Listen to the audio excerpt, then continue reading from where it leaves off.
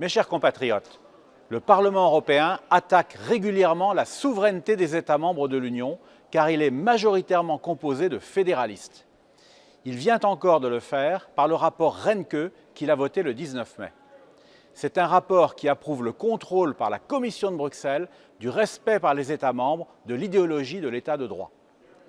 En soi, ce contrôle est pourtant choquant car il traite les États comme des incapables placés sous la tutelle de la Commission. Les mauvais élèves comme la Pologne et la Hongrie sont ainsi réprimandés comme s'il s'agissait d'enfants indisciplinés. Le rapport ne se prive pas de les stigmatiser et d'exhorter la Commission à les sanctionner encore plus durement qu'elle ne le fait. C'est une attitude d'autant plus irresponsable que la Pologne et la Hongrie accueillent des millions de réfugiés ukrainiens et qu'on devrait plutôt les féliciter et les aider que chercher à les priver de subventions européennes. Chose encore plus grave, le rapport ose affirmer que le droit de l'Union prime sur les constitutions nationales, ce que ces constitutions, notamment en France et en Allemagne, rejettent clairement.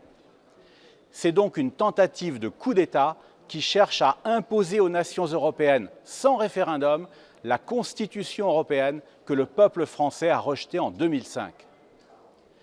Comme l'a dit Jeanlin Lacapelle, ce rapport cherche par ce procédé à nous imposer une sorte de doctrine Brejnev d'autonomie restreinte qui n'est pas sans rappeler les pratiques de l'URSS à l'égard des pays d'Europe de l'Est.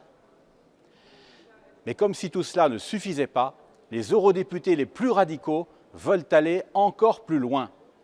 L'une d'elles, la néerlandaise de Renew, Sophie in 't Veld, a ainsi rappelé la feuille de route qu'elle avait elle-même tracée dans un précédent rapport adopté en 2016 par le Parlement européen. L'objectif est de confier le contrôle des États à, je la cite, un panel d'experts plutôt qu'à la Commission de Bruxelles, jugée trop molle. Dans son esprit, ce panel d'experts devrait être recruté dans le secteur privé après une procédure d'appel d'offres pour garantir son indépendance.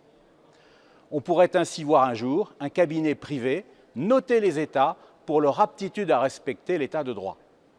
Un cabinet privé, comme par exemple le cabinet McKinsey, cher au président Macron. Bien entendu, nous nous battrons contre ce délire mortifère. Avec la délégation RN et avec nos alliés européens, j'ai voté contre ce rapport et je continuerai à lutter pour limiter les dégâts au maximum en attendant le jour où l'Union sera remplacée par une Europe des nations respectueuse de la souveraineté de chacun de ses États membres.